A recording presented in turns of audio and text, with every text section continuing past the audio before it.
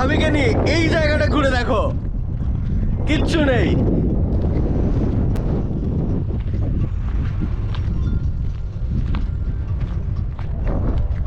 এখানে এলে না তো কোথাও আসুনি। দেখো একবার আমার চারিদিকটা। রবি ঠাকুরের সেই ডায়লগটা মনে পড়ে যাচ্ছে, ইহার চেয়ে হতাম যদি আরো বেদুইন, চরণতলে বিশাল মরু, দিগন্তে বিলীন।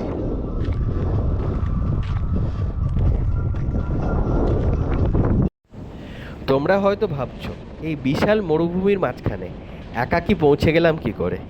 তাহলে গল্পটা শুরু থেকেই বলি। শিলিগুড়ি থেকে প্রথমে রাজধানী এক্সপ্রেস ধরে পৌঁছে গেছিলাম লখনৌ, সেখান থেকে আমেদাবাদ, সেখান থেকে ভুজ, সেখান থেকে বিস্তীর্ণ রান অফ কাচ মরুভূমি।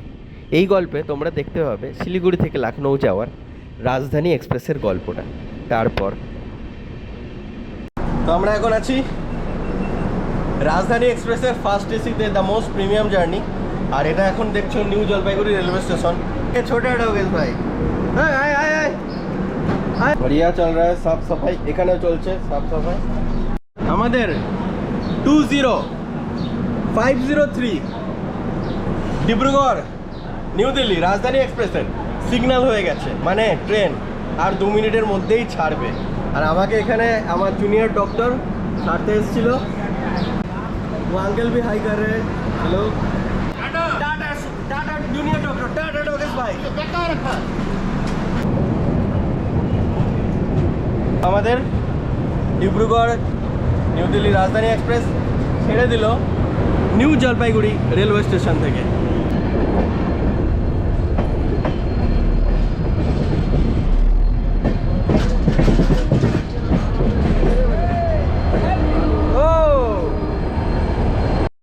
তো দাদা একটু বলে দাও নাম, যদি অসুবিধা না থাকে। না, আমার প্রদীপ শর্মা নাম। প্রদীপ শর্মা দাদা আমাদের কোচ অ্যাটেন্ডেন্ট। দাদা খুব যত্ন সহকারে আমাদের কোচটাকে গুছিয়ে দিচ্ছে।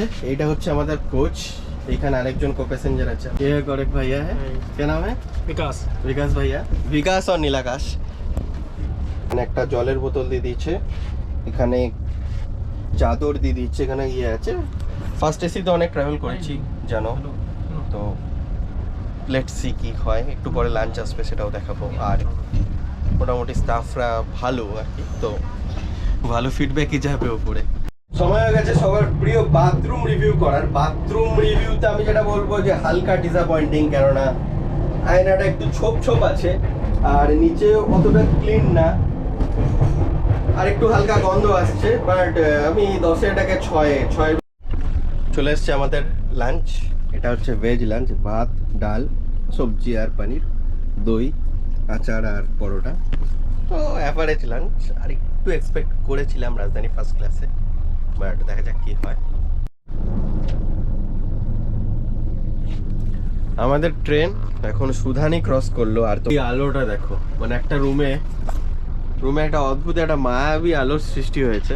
খাবারটা খুব ভালো ছিল, একদম বাড়ির খাবারের মতন। ভাত, ডাল কম ছিল কোয়ান্টিটি, বাট ভালো ছিল। পরে একটা আইসক্রিমও দিয়েছিল, যেটা আমি রিফিউজ করে দিয়েছিলাম। বাট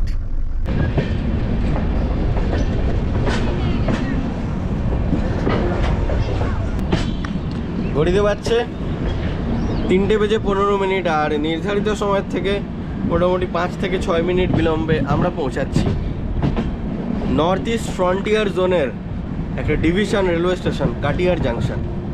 আর এই হচ্ছে দাঁড়িয়ে আছে আমাদের হাওড়া কাটিহার এক্সপ্রেস, যেটা কিনা আমাদের কলকাতা পৌঁছে দেবে। বন্ধুরা, ঘড়িতে বেজে গেছে 3:20 আর নির্ধারিত সময় থেকে মাত্র 20 মিনিট বিলম্বে আমরা চলে এসেছি নর্থ ইস্ট ফ্রন্টিয়ার জোনের কাটিহার ডিভিশনের কাটিহার রেলওয়ে স্টেশনে। এটা একটা অত্যন্ত বড় রেলওয়ে স্টেশন, কারণ এখান থেকে জাংশন লাইন, একটা লাইন চলে যাচ্ছে আমাদের সাহিবগঞ্জের দিকে, একটা পূর্ণিয়ার দিকে, একটা সমস্তিপুরের দিকে, আর আমরা যেদিক দিয়ে এলাম নিউ জলপাইগুড়ির দিকে। আর যদি স্টেশনের ব্যাপারে বলতে গেলে তাহলে এটা আছে 9টা প্ল্যাটফর্ম, মানে বেশ বড় রেলওয়ে স্টেশন।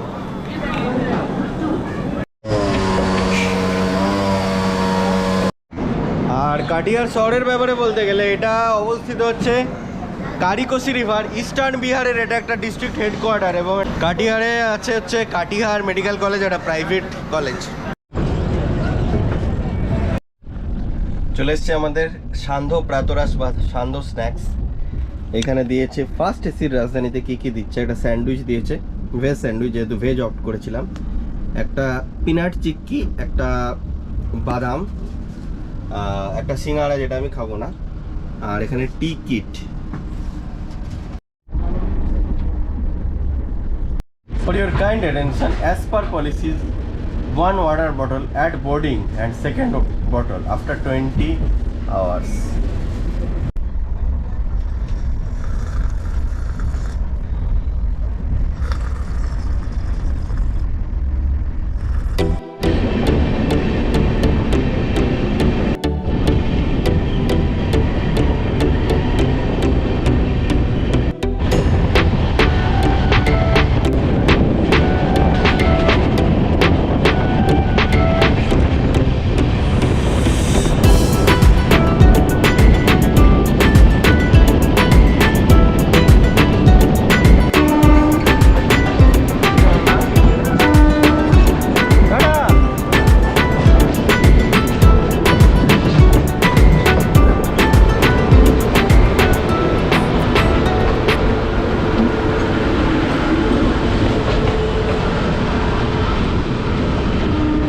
তো এই হচ্ছে আমাদের মানসি জাংশন।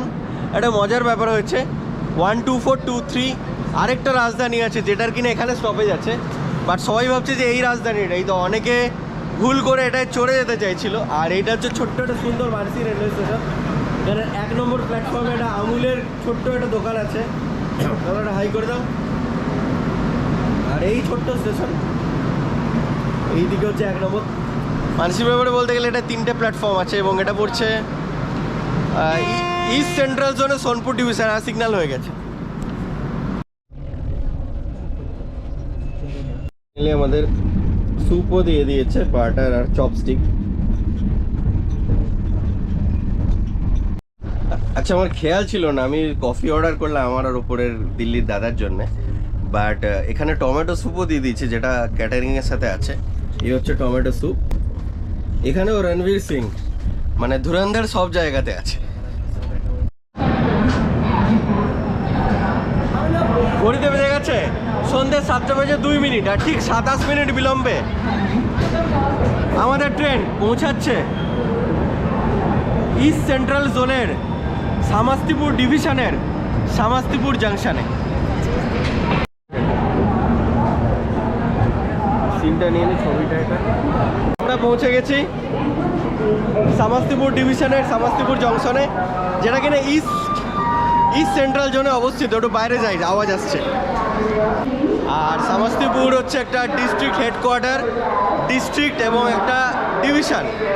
এবং জাংশন বলি সামাস্তিপুরকে কেননা একটা লাইন যাচ্ছে দারভাঙার দিকে, একটা লাইন আমরা যেদিকে যাচ্ছি মুজাফফরপুর জংশনের দিকে, এবং একটা লাইন আমরা যেখান থেকে এলাম মানসি খাগাড়িয়া জাংশন থেকে এসে মিশছে, এবং আরেকটা লাইন বাছুয়ারা বারাউনি জাংশন থেকে এসে মিশছে, যেখানে কিনা কয়েক বছর আগে, মোটামুটি 18 থেকে 20 বছর আগে একটা ঘটনা ঘটেছিল, যেটা ট্রেনে গিয়ে তোমার সাথে শেয়ার করছি। এখানে ট্রেনে সামাস্তিপুরে আবার ইয়ে হচ্ছে ডিনার।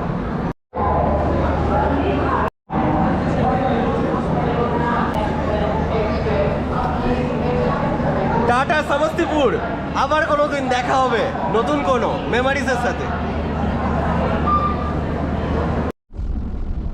তো 2007 সালের ঘটনা এটা।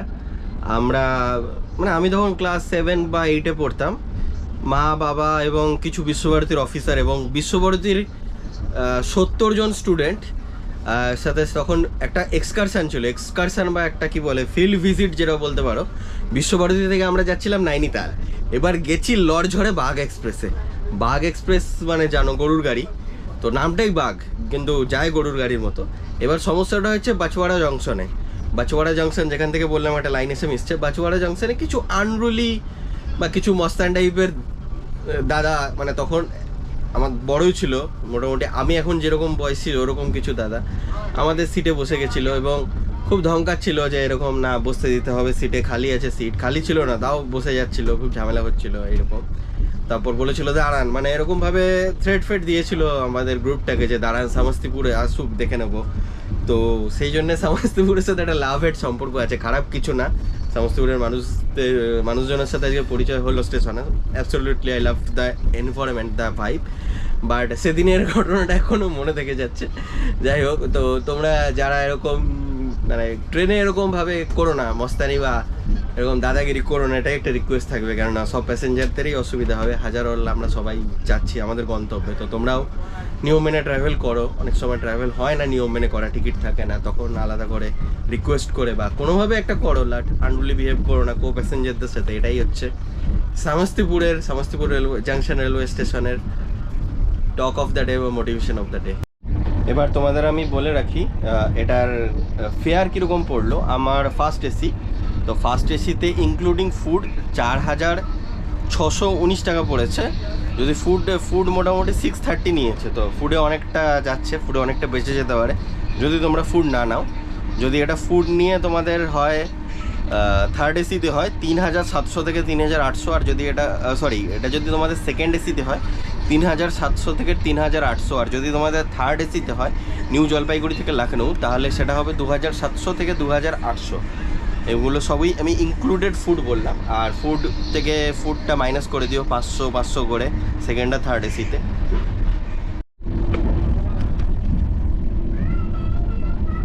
এতক্ষণ আমি আর ওপরের দাদা দুজন মিলেই আসছিলাম এই ফার্স্ট এসি কেবিনে। এরপর আসছে হচ্ছে আমাদের নর্থ বিহারের ক্যাপিটাল মুজাফফরপুর জংশন, একটা অত্যন্ত ইম্পর্টেন্ট রেলওয়ে স্টেশন বিহারের। এবং আমরা ঢুকছি উত্তর বিহারের ক্যাপিটাল বলা হয়ে থাকে যাকে, মুজাফফরপুর।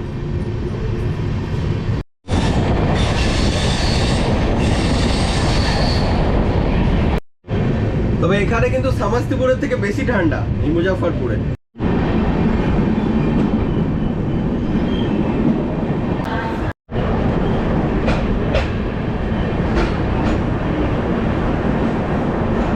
তো আমরা চলে এলাম নর্থ বিহারের একটা অত্যন্ত গুরুত্বপূর্ণ রেলওয়ে স্টেশন মুজাফফরপুর জংশনে। আর মুজাফফরপুর জংশনের ব্যাপারে বলতে গেলে এখান থেকে 3টে লাইন ভাগ হয়। একটা চলে যাচ্ছে সাগাউলির দিকে, একটা সীতামারির দিকে, এবং আরেকটা যেদিকে যাচ্ছি আমরা হাজিপুরের দিকে। মুজাফফরপুরকে আমরা নর্থ বিহারের ক্যাপিটাল বলে থাকি ভালোবেসে। এবং এখানে শাহি লিচি খুব বিখ্যাত। তো ভাইদের থেকে জিজ্ঞেস করে, यहाँ शाही लीची बहुत फेमस है ना, शाही लीची। तो यहाँ हम लोग भाई लोग मिल गया यहाँ। আর আরেকটা জিনিস, এখানে একটা রামকৃষ্ণ মিশন সেবা সদন আছে। আর এখানে তোমাদেরকে নেবো একটু। এবারে এখানে আমাদের ভাই লোক মুজাফফরপুরের ভাইদের সাথে দেখা হয়ে গেল, খুব ভালো লাগছে। মুজাফফরপুরের স্মৃতিটা মনে আছে, কেননা মুজাফফরপুরেও কিছু ঝামেলা হয়েছিল ওই 2008 সালে। তো যাই হোক, আজকে তো খুব ভালো লাগছে, আজকে ওরকম কিছু হয়নি। মানে বোঝা যাচ্ছে যে মানুষজন ভালো হতে চায়, মানুষজন রোগ হতে চায় না। তো যাই হোক, পুরোনো স্মৃতিকে পুরোনো জায়গায় ফেলে রাখলাম, ভালো এক্সপিরিয়েন্স হলো। আরেকটা ব্যাপার, মুজাফফরপুরে আসার সময় ছিল 7:30টার সময়, আমরা এসেছি 8:15-তে, মানে আমাদের মোটামুটি 45 মিনিট লেটে। আর আমাদের ট্রেন এখানে 10 মিনিটে স্টপেজ দেবে। সমস্তিপুরে ছিল 5 মিনিট, আর এখানে 10 মিনিট।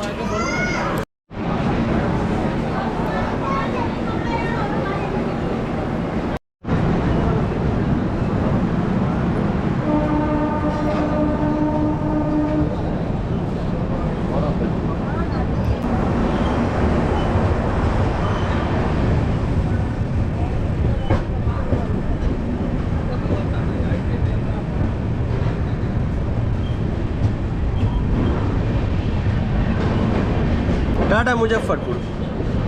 তো আমাদের চলে এসেছে রাজধানী এক্সপ্রেসের ভেজ ডিনার। এখানে দিয়েছে হচ্ছে ভাত, ডাল, এরকম দিয়েছিল, আর সবজি সেদ্ধ, আলু এবং পনির। তার সাথে দিয়েছে রুটি, আর এখানে দই।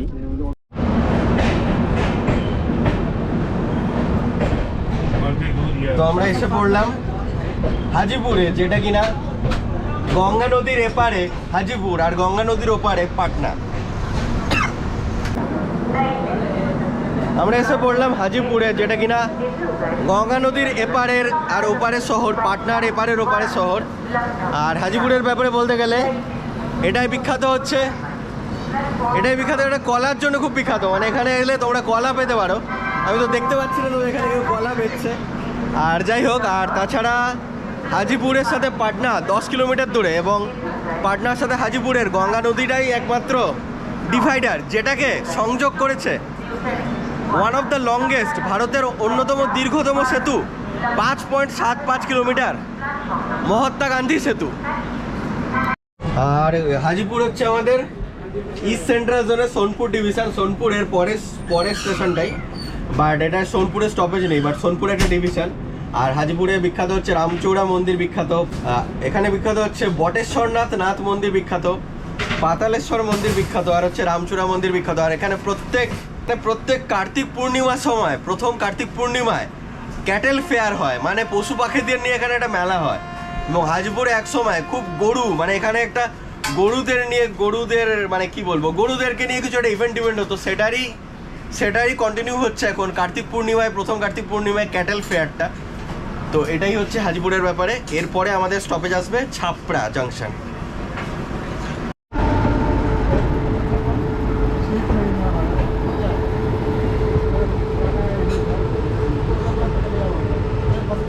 হাজিপুরে সোনপুরের ক্যাটেল ফেয়ারটাকে এশিয়ার অন্যতম পশু পাখিদের মেলা হয়ে থাকে, এবং এখানে গন্ধক রিভারের তীরে স্যান্ড ডিউন্সের ওপর, মানে বালির ওপর কটেজ, লাক্সারিয়াস সুইটস কটেজ বুক করে এখানে ভিজিটাররা আসতে পারে। তো তোমরা যদি কার্তিক মাসে আসো অবশ্যই হাজিপুরে এসো এবং ওই ক্যাটেল ফেয়ারটাকে সাফল্যমণ্ডিত করে তোলো।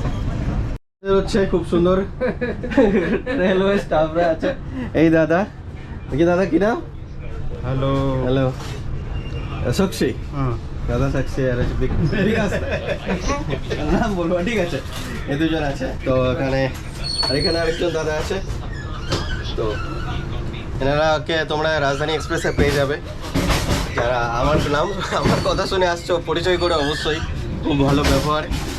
আর এনারাই আমাকে লখনৌ অবধি আমাকে গাইড করে নিয়ে যাবেন, দেখা যাক। আর আপাতত এখন পেরোলাম হাজিপুরের, পরে আসবে নেক্সট ছাপড়ার পর দরজা বন্ধ করে দেবো। আর এদেরকে কাউকে বিড়ম্বনা দেবো না, কেননা তারপরে একদম বিহার ইউপির কোর এরিয়াতে রাত্রে ঢুকে যাবে। একটা দূরে ছোটো স্টেশন আছে, বালিয়া আছে ছোটো স্টেশন, খুব ছোটো নয়। তারপর বারাণসীতে যদি নামি, সবাই নামবে, দেখা যাক। আমরা এখন স্লোলি সোনপুর স্কিপ করছি।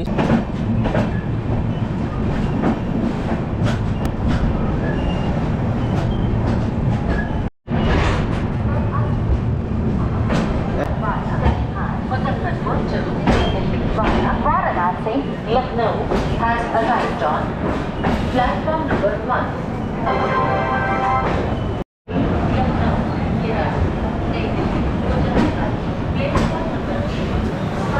গঙ্গা নদী আর ঘাগড়া নদীর মিলনস্থলে আমাদের এই ছোট্ট সুন্দর শহর ছাপড়া।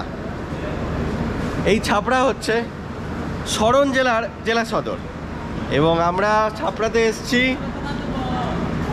10:24, অর্থাৎ কিনা 29 মিনিট লেটে চলছে আমাদের এই গাড়ি। এবং ছাপড়াকে আমরা জাংশন বলি, কেননা একটা লাইন চলে যাচ্ছে এখান থেকে, আমরা যেদিকে যাচ্ছি ফেফনা হয়ে গাজীপুর সিটি হয়ে বারাণসীর দিকে, আরেকটা দুরাউন্দা বা ধুরান্দার জাংশন কিছু এটা হবে, দুরাউন্দা জাংশনের দিকে। আর এখানে আমাদের স্টপেজ হচ্ছে 5 মিনিটের। Tata tata. এই ভাই লোকদের সাথে দেখা হলো। অনেকের বাড়ি আরজিকরের কাছে, আবার অনেকের বাড়ি কলকাতাতে মুন্সিবাজারে। ভালো লাগলো যে এখানে কলকাতার মানুষজনকে দেখে। যাই হোক, ছাপড়াতেও সেই বাঙালিয়ানা ছোঁয়া, সেই কলকাতার ছোঁয়া পেলাম। এরপরে দেখি বালিয়াতে নামতে পারি কিনা, কারণ একটা সেফটি ইস্যু আছে, নইলে বানারসে ঘুম ভাঙলে বানারসে দেখা হবে। আচ্ছা, তোমাদের কাছে একটা প্রশ্ন থাকবে। ছাপড়াতে প্রচুর বাঙালি বন্ধুকে দেখতে পেলাম, অনেকে তো আরজিকর মেডিকেল কলেজের কাছাকাছি থাকে, চিনলো, আমার একজন দুজন বন্ধুকে চিনলো, এবং তার সাথে বেশ কিছু বন্ধুকে দেখলাম, ট্রাভেল বন্ধুকে দেখলাম যে সরস্বতী ঠাকুর নিয়ে যাচ্ছে। তো এখানে ছাপড়াতে মানে বাঙালিদের একটা সংখ্যা আছে। তোমরা যদি কেউ থাকো, কমেন্ট করো ব্যাপারটাকে কি, মানে ব্যাপারটা নিয়ে আমি ঠিক জানি না এই ব্যাপারটা। এবং একটা ব্যাপার, ছাপড়া হচ্ছে নর্থ ইস্টার্ন জোনের বারাণসী ডিভিশনের অন্তর্গত। আমরা বালিয়া ঢুকছি, মোটামুটি ঘড়িতে বাজছে 11:15। আর এই ট্রেন জার্নি করতে করতে প্রচুর স্মৃতি মাথায় আসছে। এক সময় যখন MBBS লাইফ ছিল, টাকা পয়সা অত ছিল না, মা বাবার কাছ থেকে টাকা নিতে হতো, তখন জেনারেলে বা স্লিপারে ট্রাভেল করতাম। আজও যে খুব টাকা আছে তা না, বাট অ্যাটলিস্ট নিজের শখ পূরণ, মানে নিজের ভ্রমণের এই খরচাটা হয়ে যায়। তো আপাতত সেকেন্ড এসি বা ফার্স্ট এসিতে ট্রাভেল করতে পারি, বাট যখনই পারি জেনারেলে ট্রাভেল করে নিই, কেননা জেনারেল মানুষদের মধ্যেও একটা সিম্পলিসিটি আছে যেটা আমার খুব ভালো লাগে। বেশিরভাগই জেনারেল করি, মাঝে মাঝে ফার্স্ট এসিতে করে নিই। তো এটাই আর কি, জাস্ট নস্টালজিক লাগছিল, ভাবছিলাম মানে এরকম বিহারের, আর বিহার বেশ সুন্দর, মানে বিহারের যে ল্যান্ডস্কেপ রাত্রেবেলাও দেখলাম রাস্তাঘাট বেশ সুন্দর আছে, যে তো গানটাই মনে পড়ছে, আইয়ে না আমরা বিহার মে।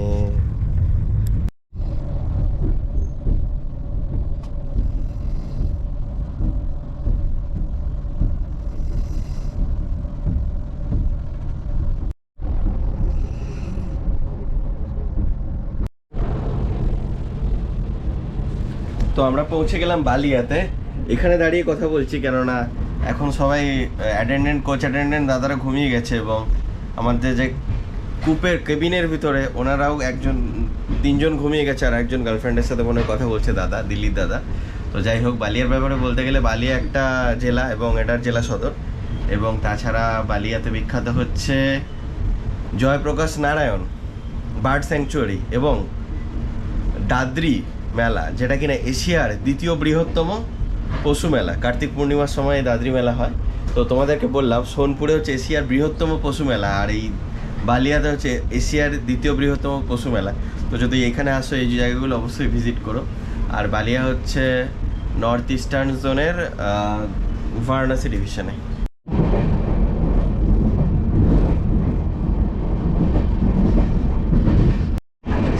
ঘড়িতে বেজে গেছে 12:10, আর আমরা এখন গাজীপুর সিটি স্কিপ করতে চলেছি। হ্যাঁ, এই গাজীপুর সিটি যেখানে আমি আমার 2022-এর প্রথম দিনটা শুরু করেছিলাম। লেজেন্ডারি গাজীপুর সিটি কলকাতা শব্দবেদী এক্সপ্রেসের ট্রাভেল ব্লগ করে। অবশ্যই তোমরা ব্লগটা দেখো। আর এখন হচ্ছে 2026, তো চলো গাজীপুর সিটি স্কিপটা তোমাদের দেখাই। আমরা এখন উত্তরপ্রদেশের গাজীপুর সিটি স্কিপ করতে চলেছি, যেখান থেকে ছাড়ে দ্য লেজেন্ডারি শব্দবেদী এক্সপ্রেস। স্টেশনটাকে মনে পড়ছে একটু একটু? না মনে পড়লে 2022 সালে শব্দবেদী এক্সপ্রেসের ব্লগটা দেখো।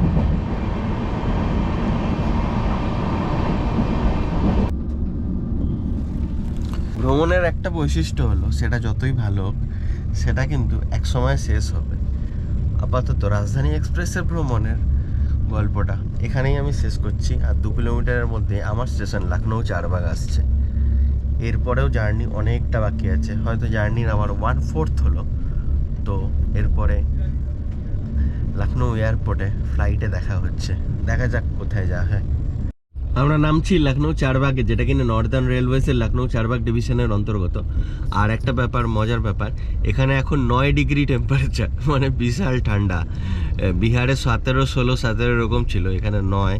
তো যাই হোক, ফার্স্টে অ্যাক্লিমেটাইজ করতে হবে, একটু গরম এলাচ দেওয়া চা খেতে হবে বা আদা দেওয়া চা খেতে হবে, তাহলে অ্যাক্লিমেটাইজ হবে। তারপরে জার্নির বাকিটা কন্টিনিউ করব। Welcome to the city of nawab Lucknow. আমাদের ট্রেন ঢোকার কথা ছিল 5:45, বাট আমাদের ট্রেন লেট করেছে। সেটা লেট করে 5:46 এসছে, মানে ভাবো কতটা লেট, ঠিক 1 মিনিট লেটে। এত ভ্রমণ এখানেই শেষ করছি। ঘড়িতে বেজে গেছে 5:47। লখনৌ থেকে এই ভ্রমণের সমাপ্তি করছি। এরপর দেখা হবে লখনৌ শহরে বা গুজরাট যাওয়ার উড়োজাহাজে।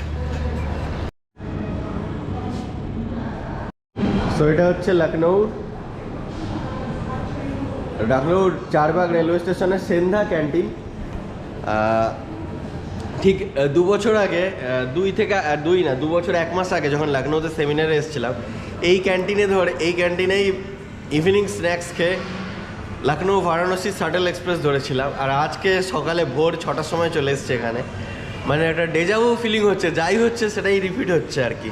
তো আপাতত চা এবং স্যান্ডউইচ দিয়ে আমার প্রাতরাশটা সারছি। ঘড়িতে বাজছে সকাল 7:13। অদ্ভুত একটা সময়।